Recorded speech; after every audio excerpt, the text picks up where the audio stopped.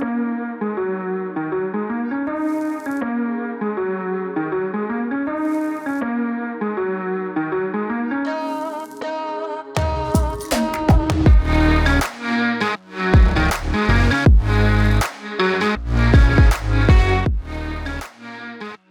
back to another episode of Buffalo Happy Hour. Mike, what's up? Hi, Derek. A lot. Let's see. What do you mean a lot? What are you drinking? I don't know what you gave me. Okay. That's what you What is requested. This? Is this Clonakilty? Clonakilty single barrel. Love Yeah. that. She dark. She's dark. So we're back for another weekly episode, which we're excited for. Quick shout out to our sponsors. Addie's, thank you so much for your logo. And Queen City Creative Works, thank you so much for your continued partnership/sponsorship. They're a Etsy shop on roids, and they can make personalized items for you based on your needs, whether they're t-shirts, keychains, bottle openers, coasters, water bottles, all branded, everything the like. Head over to their website, queencitycreativeworks.com, and you can scroll down on their homepage to the Shop Now button, select it, and then exclusively shop with them, and then they can ship everything right to your door via USPS, which is beyond exciting. So, Queen City, thank you. But today's useless fact, we got a good one for you. Hell yeah. Today's useless fact is the buffalo female population as of 2020 is 134,105. 134,100. The Buffalo female population? Yes. So what does that mean? There's more females than there are men? It is for every 100 males, there's 88 females. Oh, so there's more men than there are females? Yes. What is this, China? I don't know if it's that extreme, but I think a lot of it is, just the city itself. But also that's 2020 statistics. Do you think that there's more now? That's also specifically downtown, not like What's Erie the County. age? Is there an age range for that? No, it's just like a random statistic on the interwebs. Is my water behind you? That's right there. You looking for some agua? I am. I'm Okay. I'm a little parched. Okay, I got you. Give me 2 seconds. Appreciate you, bruv. No problem. Yeah, we're just hanging out here, guys. It's been a little bit since we recorded because Mr. Mikey Mike had some stuff going on. Yeah. Tell him about it. Derek's guzzling. I'm surprised how well. Good Lord. What are you, a camel? Where are you storing all that? There you go, bottoms up. Yeah, see, but we're drinking responsibly because for every 1 ounce of whiskey, we're drinking 34 ounces of water. I've been in the studio since like 10 o'clock. So,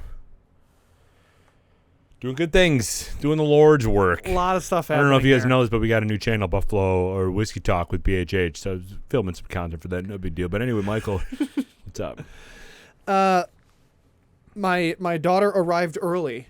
5 days early. Whoop, whoop. Whoop, whoop. So Buffalo Happy Hour crew has grown by 1 officially, which is exciting. How do you feel? Good. Do you feel Feel good. exhausted? Not really. Tired, but not exhausted. It's really not that difficult, especially the first 2 weeks. It's just, what do they want? Whether it's warmth, sleep, food, or a diaper change. That's pretty much their whole life. So once you boil it down to one of those things, then they're good. But yeah, so Ava Rose Kelly was officially born on June 10th at 11 a.m. Healthy as can be. All 5s all the way around. No extras. Nice. Nothing crazy. She's a beautiful baby. Yeah. Thank God. She's very not, cute. because some babies are ugly. Some babies are super ugly. And then they're just like, oh, that's a baby. And it's Well, like, you and no. Colleen are attractive people. We talked about it last episode, Yeah. where we rate.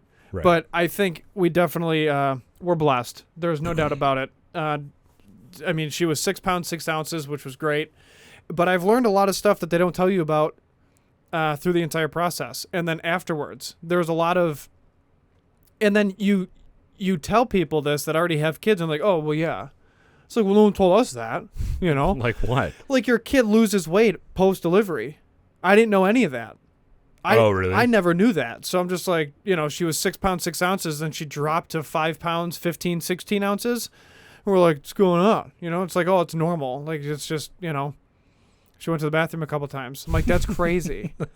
But yeah, I mean, it's pretty interesting. And then every 2.5, 3 hours, she's eating. So So am I. So that's works right. out perfect. That's right. Pumping her full of that wolf milk. So she's but no, she's healthy. She had jaundice for like, I don't know, 5 days, 4 But days. you said like every baby has that? Yeah. Yeah. It's basically just toxins inside their body and their system's not flushing it out fast enough. So they're not like going to the bathroom enough because you're still pumping them with fluids and like formula and like breast milk, whatever you're doing. Yeah. And then over time it takes a minute, but then they just got to flush all that out. It's, their livers and their kidneys and their immune system's not like fully developed per se. So they just store it and then they turn like yellow. Not a lot, but so Ava had like this orange glow to her, and then a little bit of yellow by her eyes and then her cheeks and her nose, and then now it's pretty much gone. Oh, that's good. Yeah. So you just kind of put him in the sun for a little bit, like let him sleep in front of the window. Our weather's been pretty shoddy, so Is that true? You Yeah. just like put them with baby lotion and oil and they just get a snooky tan going on? I mean, you don't lather them up, but yeah, you just let them sleep in front of the window and let the sun kind of hit their skin, kind of helps. And then you just keep feeding them constantly and let them flush it all out. In the 70s, that's all they did. They just put them in front of the window. It's like you're So fine. why don't we do that? Why don't we have like windows all over our house to like sleep in front of windows as grown adults? Because clearly it helps. Right? I don't know. I mean, we barely get enough vitamin D here anyways. That's why we what I'm take vitamin D. Well, some of us do. Right. I'm interested to see like from your perspective what you. Oh, we filled up the board. I We didn't did. I didn't know that was the last of it. We gotta Yeah, we wipe got it. a We raise. gotta keep that. We've done 7 reviews already on the new channel. Yeah, we're doing good. Oh yeah. Anyway, so I'm interested to see from your experience of raising Ava, of like, because I feel like you're similar to me in the fact that you try not to do medication. You try not to do like any like if you have a headache, I'll figure it out. My headache will go away eventually. And now that you have a kid, if you have that same mindset, and if you do have that same mindset, what you learned from them that you should do yourself, like sleeping in front of the window is a good example. Like, why don't we do that more if that helps babies out? Like Right. not necessarily sleep in front of the window because you can't, but like even having windows and blinds and doors and everything open all the time, like if that changes your habits at all. No, it's a fair question. It's a good point. When it comes to like medications, it's almost like a fresh, clean slate. I waited till basically the last hour to turn in her packet for the Social Security's office to give her a social. Yeah. But as soon as she arrived, right, like they moved her to the bassinet /scale / like prep area. I cut the cord. They moved her over there, right? So we didn't have like an umbilical cord all across the room. So she's in the bassinet and she's getting wiped down, and then she was going right to Colleen, and she's scream crying, which is a great sign. Like I was hoping for that. And then she was like reaching with her hands, and it's really interesting because she would always do this or this or this on every ultrasound. Oh, really? So her hands were always by her face, and then when she showed up, her hands and her feet are never not moving. Like she's just super alert. And then I reached down and I'm just like, hold my finger, like relax, let him wipe you down, like it'll be fine. And she grabbed my finger and didn't let go, and she's just like, okay. And then she went over to Colleen and then did skin to skin with mom. I took like 4 photos. The whole delivery team is still in the room, so I'm trying to like do all of that. They're taking care of Colleen. She's laying there, and it was impressive. She did really, really well throughout the entire thing. Epidural worked. She pushed for like literally an hour and a half. It was flawless. There was no real issue. She was in labor for just over 30 hours.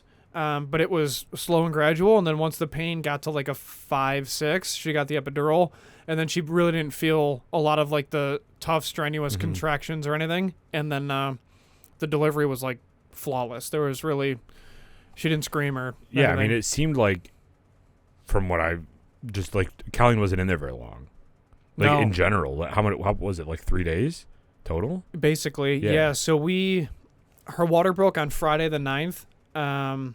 And then I basically I told work, got all that situated first thing in the morning, stayed home. We called because her contractions weren't super, like the whole 5-1-1 rule, that never mattered throughout the entire first baby, which was interesting. Because you go into this with like a plan and diaper bags and baby bags and hospital bags and all these things. You're just like, okay, like we'll get to it when we get to it. Right. And then we were home waiting for her contractions to change and get more intense and then more frequent, and they just kind of didn't. So we called and we called our, our doctors. We're like, what do we do? Like, water definitely broke. So now what? Because her contractions are like, super inconsistent, but they're here. And they're like, wait, 10-ish hours. But I would definitely go at some point today. I'm like, okay. So we did. We waited like 10, 12 hours and then went to the hospital, walked in, had our bags. And, we go in as just us. And Kylene's got her belly, And then they're like, how are you? We're like, we're good. And they're like, okay, what can I help you with? We're like, we're going to have a baby. Like, we're going to have a baby. And like, how do you start that conversation? Right. Like that whole process. And like, okay, sounds good. Like, we just need your ID, dad. I was like, okay. And then they're like, she's already basically admitted because she did you can basically like pre-approve yourself for the flight, basically. So you can pre-register and like pre-check Like into the TSA hospital. check. Yeah. So Colleen did that, which we found out after the fact is literally only if it's after hours. But if it's regular hours and you just admit yourself into the hospital, then you just like talk to people and you're like, I'm admitting myself into the hospital. And we're like, okay, sounds good. And then they admitted us. We sat in the waiting room for like 3 minutes. They brought us back. No one's in the waiting room. No one else is in the hospital. Like, except like just a couple of people on staff. Super chill the whole time. Jesus. And then we're like, okay, sounds good. Get into the first room. They check everything out. They run a couple tests, and they're just like, yeah, you're definitely ruptured, which meant like your water did officially break, so we're going to keep you. You're not going home. We're like, okay. They checked dilation to see where she was at, and it was like just getting started. And they're like, sounds good. Like, we'll just wait it out, take our time, see where, how we do. And then once they said your water did break, we're going to move you to the delivery room. We're like, okay. So we did. We went to the other side of the hall and or floor, checked in, and then we were there all day, hanging out in that room. I got situated. I brought up the other bags and sleeping bags and stuff because I brought like stuff to sleep with, and we were just kind of waiting. At that point, it got to like 18 hours, and Colleen was, we agreed to do, I don't know, it starts with a P. It's like a medication to basically like start speeding it up because they don't want to wait too long. And the reason is, once your water breaks, you're more prone to infections because there's no like barrier. I also didn't know that, so learned that. And I was like, well, that makes complete sense. And they're like, so we're just gonna try to get this going a little bit. Speed it up. So sped it up. Things are good. Got the epidural. And then at that point, she sat there and she goes, okay, let's push. I'm having a contraction. I'm like, okay. And then hour and a half later, boom, there she is. Damn. It was crazy. So super relaxed, super chill. To those curious, I did all the things like held a leg, cut the cord, watched enough, like Colleen wanted me to kind of be with her, like looking at her and things and just kind of like being with her and making sure that she was good and then not really just like Right. super awkward. So I was like, all right, whatever. Like, I don't really care. Were there any weird experiences that you weren't expecting that happened? Like, did they ask you to actually deliver the baby or no? No, they kind of asked her just like, what is your involvement level want? Like, what do you want it to be? And I was like, I'll do everything. Like, I can scrub up if you want me to. I can wear gloves. I can help out. Please tell me to clean up after. Yeah. But I was involved. Like, because it was so long, it was like 30 hours or whatever, that I was asking the nurses questions about what the monitors meant, how do I read these, so that way if you're busy or whatever, I can like quickly attend to it, because obviously I'm not going to sleep. So I learned, what a contraction looks like versus what the baby's heartbeat and heart rate looks like versus Colleen's, because they're all three on the same screen, so I'm learning that. I figured out how to silence the machine, which I don't know if I'm supposed to do, but like everybody does. So if it gives a false read, here's the thing they don't tell you. Some women probably know this, but dudes don't. I can almost guarantee it until they have a kid. Your wife is on a blood pressure cuff the entire time, and it goes off. It's automated, and it goes off every 15 minutes. So there's no shot your wife's going to sleep, or your partner, or girlfriend, or who's ever having your kid, if you're there, which I hope you are, you're not a deadbeat, then it goes off every 15 minutes, and it doesn't stop, and it's aggressive. So there's no way they're going to sleep. So she's going into this dehydrated and exhausted before she's even having a kid. So that kind of sucked. And so that's going on. I'm asking the nurses, like, what language do you use? What's your lingo? So I can, like, know to move out of the way or get involved. Like or Spanish? Kinda. But I was, they're like, we're going to break the table. And that's, like, moving into the next step for delivery. And I was like, okay. One of the things that they don't tell you about, here's a secret. They, post-delivery, obviously, they, like, try to clean you up, right?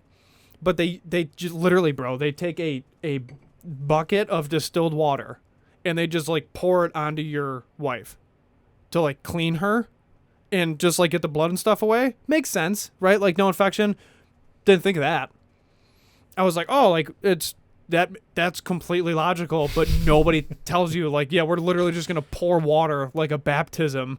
And I was laughing with Colleen. I'm like, did you know that was going to happen? She's like, no. I was like, that's crazy. And I was laughing with the nurses. I was like, I told you to tell me all the things.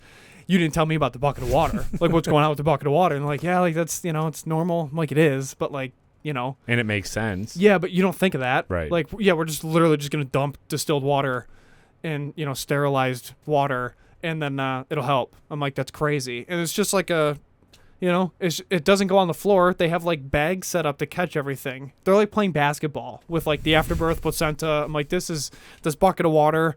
It was fascinating. It was honestly really cool to experience. And then there's no nursery in the hospital. So you have your baby. They send you up to the, like, basically the post-delivery recovery floor, and they don't check on you unless you, like, specifically call somebody in. So it's you, your wife, and your baby, and in a room for, like, another day or 2 days, and they're just like, all right, call or whatever, and then we'll check vitals every, like, 4 hours, and that's it. And they don't come in, they don't ask questions, so you like, basically what do you just need? live there? Yeah, and it's honestly beneficial, in my opinion. It gives you a chance with your wife to just figure it out. Right. If your kid's screaming because they just went to the bathroom, then change the diaper. Like, that's on you. Mm-hmm. And you kind of get your systems, and you figure, you go to sleep, because Colleen's, she's not walking. It wasn't a C-section. It was natural, thank God. So the recovery's quicker, but it's, you just step up. You just be you be a husband, you be a dad. So, Colleen quickly realized that I don't need a ton of sleep to function, where she does. So we got through that. And then the first week really wasn't bad at all. Like, some family came in just as, meet her and stuff once we got home and situated. And, thank God for family and friends. And thank you again for you guys. Like, everyone's sending food. Everyone's doing everything they can and, like, trying to support and help. And a lot of it is just us trying to figure it out, get acclimated, get into it, somewhat of a routine, and just kind of raise this kid, right? I mean, it's crazy. But yeah, I'm a dad. Officially a father. I still can't believe it. Do you feel different? No. I feel like I have this overwhelming burden on my shoulders where I'm just like, is she okay? What else does she need now? How else can I help? Yeah. How can I help Colleen? What can I do better? You're always, like, self-evaluating. You're always going back, and you're just, you're kind of doing your thing. But every 3 hours, man, every 3 hours, she needs to eat or a diaper change or something. So I'm just kind of, you get a shift going. Yeah. Did Colleen actually end up getting whiskey or no? No, she's got her own bottle. Did she? Yeah. So she's got her own bottle of Hartman's Rye. Shout out. That's all she's wanted. And she didn't, we didn't bring it to the hospital. She didn't want it. And she was born June 10th, obviously. So she's like, Father's Day, I'll have my first drink. And a lot of it is all the medicine and drugs and everything else. Like, it's not ideal, especially after delivery when you're losing that much blood to just drink. So she's, given some time. She had to take an iron supplement. She lost a decent amount. Nothing insane, nothing major, no surgery required or anything like that. But she needs, time to recover. So Father's Day is going to be her first drink, which we're excited for. Hell yeah. So, but dude, I haven't craved whiskey since the 9th. You haven't craved it? Haven't craved it. Haven't really wanted it. What's wrong with you? I know. I just, like, I'm just preoccupied mentally to think about, like, all the other things that I have to do, that it's like, if I'm watching a movie or something or a show, I'll just, like, hold Ava and then I don't want to drink. It's weird. It's almost like a part of me wants to drink because it's, stressful and you're like, oh God, this is so much. And, I love whiskey. And then the other part of me is like this super, what people would now call toxic masculinity of like, I need to stay sober in case something happens. Conservatives live in fear. That's why they carry guns. It's like, no, I'm being a responsible father and, husband, so that if something does happen to this little thing, my little baby bean, like I want to be aware and cognizant, not slow down. And there's that. And then there's more important things at hand than having a drink. So, it's kind of, it's this really weird dynamic. And there's friends that I have that stop drinking post kids because they're like, I want to be there. I don't want to drink. I feel like there's definitely a point where you're not there. But the way that you and I drink, it's never like you're not there. No, like correct. If something happened when you had a drink, you would be fine. Yeah, except for like the few one-off instances, which Colleen can recall, where we were hanging out with, Mr. Jeff at his house, and the whole point was to do like multiple flights. Yeah. And she picked me up blitzed. But like that's in that's that different. situation, that's different. Right. Yeah. But like to all of our listeners, we're not just getting blitzed and we can't function. So Mike needs to relax so he can tend to his kid. Like that was never ever the situation. Yeah, no, not at all. I mean, look at today, for instance, right? Like she's home. They're both home. We did 2 reviews, super small tasting pours. Didn't even finish the second one. This is like 3/4 of an ounce pour for this whole episode or 2 episodes, and it's just like I'm good. Like I'm gonna drive home and be a dad. I swear, if you stop liking whiskey or if you stop drinking, I need to find a new co-host. Not going to. You don't have to worry about. I'm still Irish. Still Irish. Yeah. Well, it's good though, dude. I'm happy for you. I'm happy that everything turned out. I'm happy that both of them are healthy. Yeah. And now it's just that long road to get them up to college. That's what it's all about. I might have to borrow some of your vacation time, but we'll make it work. But no, it's very exciting. And people are already asking about, like family members are asking about college or saving for it, weddings and saving for it. And it's not a bad question or thought. I mean, the time to do it would basically be now. Yeah. Set something up so that people can, contribute or whatever. But yeah. What we haven't talked about is religion. Kellen and I haven't talked about religion at all. Like, what are we going to do? Like baptize or anything? Yeah. Do we baptize? Do we not? No plan. Literally don't have a plan. Coming from me, that's crazy because I have a plan for everything. Like, don't have a plan what for would be it. the reason to do it now? Like neither of you are religious. Me more so than her. Yeah, but like it's not like you're going to church every Sunday. No, correct. When was the last time you went to church? Someone died. Yeah, so maybe we don't baptize. Well, yeah, What's the point of baptism? So you accept for Christianity purposes, and the different branches might be different, but I was raised Roman Catholic, so for me, the point of it is you're accepting Jesus and God as your one true Savior, and only God. So you need to be turdunked in water. So you get baptized so that when you die, you're able to get into heaven. It allows you to actually get into heaven. That's so strange. Mm-hmm. So like what? So what are you guys thinking? Well, I'm baptized, and Colleen? Colleen's not. Oh well, then. And I found that out basically damn near post marriage, and I was like, bro, you gotta leave with this, And I wasn't like butthurt, but it was definitely like a small bone of contention for like an hour, where I was like, for real? Like you're not even baptized? She's like, no, like sorry, I guess. And I was like, well, no, don't be sorry. I'm just like, that's crazy. So now what happens? Like what if there is a heaven and then you're not baptized and I am? Do I just say goodbye and then we're forced to split? So I did some diving. Naturally, went down a bunch of rabbit holes, and there was a bunch of people with near-death experiences, and we've talked about that, but then everything else with mediums are like, dude, everybody gets in. Like, relax. That's why he sacrificed himself for everybody. I was like, okay. Makes me feel a little bit better. What's the point of it? Old Testament, bro. So weird. I So know. like I just wouldn't do it. Like we're definitely not, because I don't even know the last time I saw a church. It had to have been a wedding or something, but like I mean, dude, that's the whole point of being a godfather is to show so our kids aren't going to have godfathers. I mean, probably not. Isn't that crazy? Yeah. I don't know how I feel about this. This is deep. I know. Yeah. So the whole purpose of Godfather is going back to the religion part, but you can still have somebody that would take care of the kid. Like I still feel like there has to be another. Here we go. He's gonna plead his case now, people. No. I'm already. I feel like there has to be some other way to like have that structure in place other than baptism.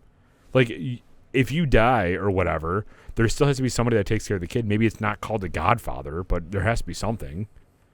No, yeah, and there's also, what's the term for that person that is like the midwife, basically, that helps the midwife? It's like it starts with an A. You don't know? Another midwife? No. Hold on. I always make the joke that it's an Abu Dhabi, but it's not. Let me Google that. But I mean, what are your thoughts? What are your thoughts on the whole thing? Like me having a kid. And the whole impact that it has. Dude, it's fascinating right now. Like, we're within the first month.